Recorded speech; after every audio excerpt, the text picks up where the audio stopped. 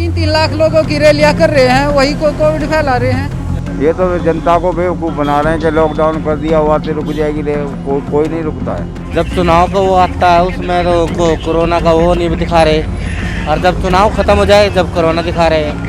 भूखे ना मर जाएंगे, जब रोजी रोटी नहीं रहेगी तो भूखे ना मर जाएंगे। ये बताओ यूपी में इतनी बड़ी बड़ी रैलियां हो रही है प्रधानमंत्री जी की, आप ये बताओ कौन वहाँ मास्क लगाता है, कौन सोशल डिस्टेंस का ध्यान रखता है। चाहिए तो ये कि बीमारी को अवॉइड करना चाहिए, बीमारी पर ज्यादा जोर देना चाहिए। इलेक्शन बाद में भी हो सकता है। जैसे आप आगे हर एक आदमी ने देख कर कैमरा और मास्क लगा लिया, नहीं तो मास्क भी नहीं लगाते यहाँ। बैंक साथी दे रहा है 50,000 रुपए तक कमाने का शानदार मौका, और वो भी बिना किसी इन्वेस्टमेंट के। आज ही बैंक साथी ऐप डाउनलोड करें। नमस्कार, मैं इशिका, आप देख रहे हैं झलको दिल्ली। इस समय मैं मौजूद हूँ दिल्ली के कुतुबगढ़ मार्केट में, जहाँ पर आज हम लोगों से बातचीत करने आए हैं। और बातचीत हम इस मुद्दे पर करने जा रहे हैं कि आखिरकार जो विधानसभा चुनाव इस साल यानी 2022 में होने जा रहे हैं 5 राज्यों में, कहां तक वो सही हैं। क्या रैलियां जो लगातार तमाम पार्टियों की तरफ से की जा रही हैं, कहां तक वो सही हैं, वो सब आज हम लोगों से जानेंगे कि आखिरकार लोगों का इस पर क्या कहना है कि चुनाव होने चाहिए या नहीं होने चाहिए। इलेक्शन बाद में भी हो सकता है। हम तो ये जानते हैं कि लॉकडाउन की बजाय अगर इस स्थिति को कंट्रोल करे बीमारी वाली को तो अच्छा है।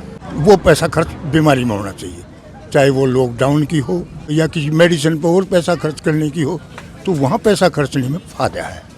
क्योंकि जीवन है तो सब कुछ है, इलेक्शन भी है। अगर जीवन नहीं है तो फिर कुछ भी नहीं है। जैसे गवर्नमेंट बोल रही है अगर रोजी रोटी नहीं रहेगी तो कोरोना से तो मरे ना मरे, वैसे भूखे और मर जाएंगे। और जो है हर एक चीज़ जो है चरम सीमा पर आ गई, महंगाई आ गई, बेरोजगारी आ गई, कोई गवर्नमेंट इस तरफ ध्यान नहीं दे रही। कोरोना में दूसरी लहर में कौन सी और ना सेंट्रल गवर्नमेंट ने और ना दिल्ली गवर्नमेंट ने किसी ने मदद नहीं करी। आदमी जो रह गया।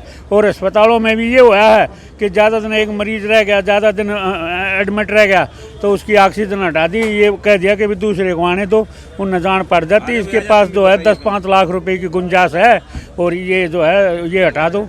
हर 2-2 हज़ार रुपये के चालान हो रहे हैं, तो मास्क का फायदा क्या हुआ ना हमारे लिए कोई सुविधा। यंग जनरेशन इस पर क्या सोचती है कि विधानसभा चुनाव जो होने जा रहे हैं इस साल, क्या होने चाहिए या नहीं होने चाहिए? बिल्कुल होने चाहिए ये मैम। सोशल डिस्टेंसिंग का पालन करना चाहिए और उसके दायरे में सारी चीज़ होनी चाहिए। तो अभी आपको लगता है जो रैलियां जो पार्टियां कर रही हैं वो सोशल डिस्टेंसिंग के दायरे में कर रही हैं या नहीं कर रही हैं? नहीं कर रही मैम। तो फिर आप ये कैसे मानते हैं कि इलेक्शन वो दायरे में करेंगी? ऑनलाइन इलेक्शन भी कर सकते हैं हम, मेल के थ्रू वोट करवा दो। तो आपको नहीं लगता इसमें घपलेबाजी हो सकती है?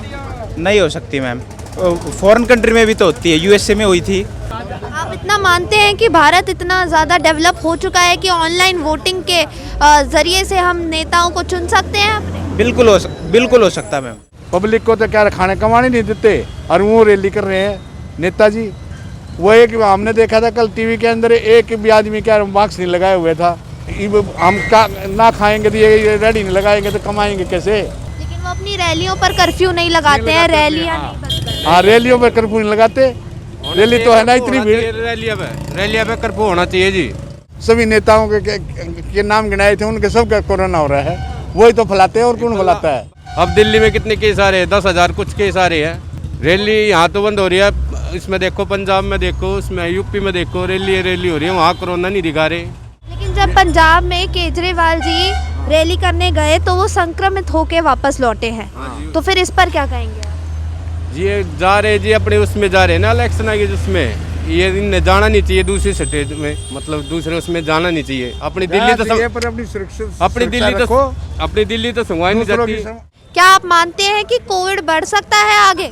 बढ़ेगा मैडम, कोविड तो जरूर बढ़ेगा।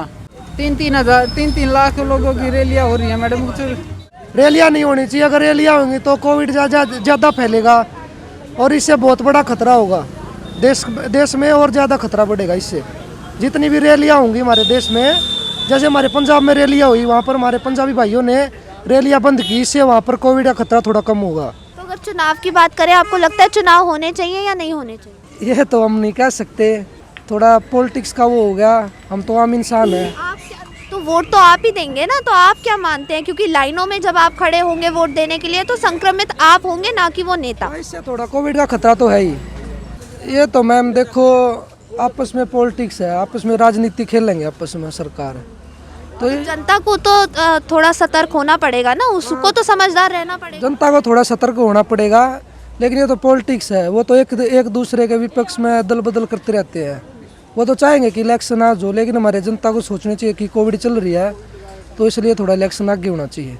तो यहाँ आपने देखा जिस तरह लोगों का साफ तौर पर ये कहना था कि चुनाव नहीं होने चाहिए, क्योंकि चुनाव के चलते कहीं ना कहीं ओमिक्रॉन और कोविड के मामलों में बढ़ोतरी होगी, जिससे मौतों का आंकड़ा जो है वो बढ़ता रहेगा। और इसी के साथ ही जो नेता हैं उनको कहीं ना कहीं इन सब चीज़ों से फ़र्क नहीं पड़ता है, लेकिन जो जनता है वो कहीं ना कहीं मर जाएगी। ये एक बहुत अच्छा सुझाव यंग जनरेशन की तरफ से आ रहा है। सरकारें अगर डिजिटल इलेक्शंस कराना चाहती है तो कहीं ना कहीं ये एक अच्छा कदम होगा। साथ ही सोचने वाली बात भी ये होगी कि आखिरकार जब फिज़िकल इलेक्शंस होते हैं, जब आप बाकायदा वोट देने जाते हैं, तब इतना ज़्यादा घपला देखा जाता है इलेक्शंस में। तो वहीं अगर डिजिटल इलेक्शंस का प्रस्ताव गवर्नमेंट आपके सामने रखती है तो क्या आप डिजिटल इलेक्शंस में भागीदारी लेंगे या नहीं, हमें इस वीडियो के कमेंट बॉक्स में ज़रूर बताएं। मैं इशिका, झलको दिल्ली।